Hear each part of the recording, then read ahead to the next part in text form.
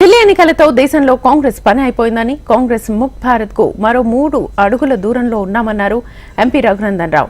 మెదక్ జిల్లా పార్టీ కార్యకర్తలతో సమావేశమైన ఆయన తెలంగాణలోనూ బీజేపీ జెండా ఎగరాలన్నారు. పట్టభద్రుల ఎమ్మెల్సీ ఎన్నికల్లో బీజేపీ గెలిచేలా కార్యకర్తలు పనిచేయాలని సూచించారు. రేవంత్ ప్రభుత్వం వచ్చాక టీచర్లకు రిటైర్మెంట్ బెనిఫిట్స్ ఇవ్వకుండా ఇబ్బందులకు గురిచేస్తోందని విమర్శించారు రఘునందన్.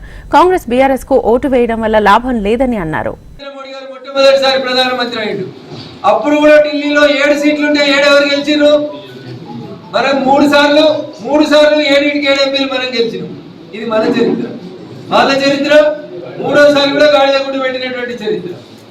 2015 అసెంబ్లీలో 0, 2020 అసెంబ్లీలో 0, 2025 అసెంబ్లీలో 0. ఇక వాళ్ళు ఢిల్లీలో కూర్చొని కథలు చెప్తారు. అందుకని దయచేసి మీరు అందరూ కూడా ఆలోచించారు. ఈ దేశంలో కాంగ్రెస్ ఖతమైపోయింది.